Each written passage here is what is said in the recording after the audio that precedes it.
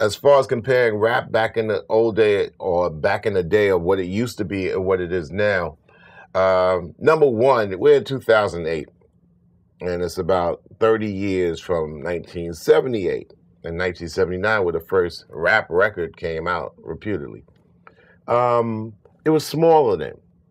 And usually, what the rap artists did at that particular time, and the artists and the people around rap music, they followed up from the love generation of the 70s that knew that came out of the 60s that black music was always about speaking for the people and guiding them into a way of either having a good time or feeling better about themselves, or never really kind of like hate never was in the music. And what records first came out back in the day reflected all that.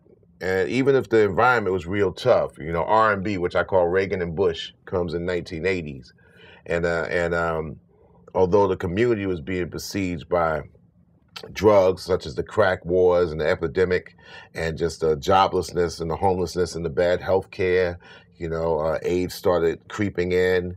The music was always one of hope, because the music was always one of hope, I should say, going way back. So rap music was just that extension of what black music had already did for the people.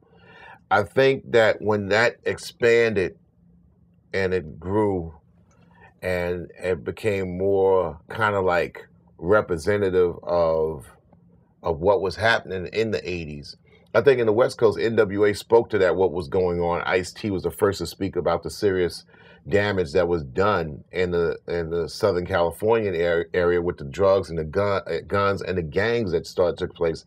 They were commentators. But I think the companies, who usually were people that had nothing to do with where we came from, they seized the opportunity to understand that for some reason there was this thirst of self-hate that actually got people into this shock of, wow, I'll support it.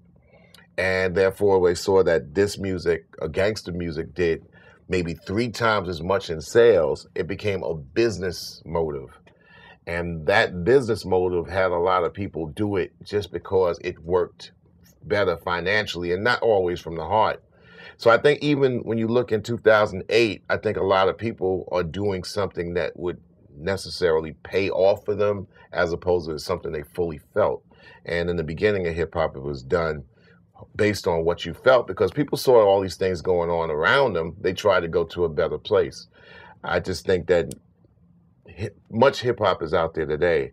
You have to search, and you can easily search now. You can go to your search engines and search for something that makes you feel good, or on YouTube, you can go to a video from back in the day that makes you feel good.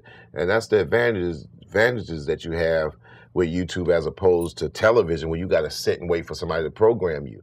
So I think that it's coming to a better day, because people can make positive movements with their music, and they can all put it out there. Now, there's 1 million artists out there, 10 million artists out there, 10 million videos or whatever. So it's up to you to find what makes you feel good. I don't think it's representative of the music today when somebody just wants to go the gangster route just to be able to shock people. I think now, and more, it seems more contrived, because unless somebody really, really seriously comes from that element, then they really not that cat. There's 2-point-something million people in prison, and there's a 1.7 million black men in prison right now. So if you really want to hear somebody who's really doing it hard, it would be a lot of cats that have suffered the price and paying the penalty.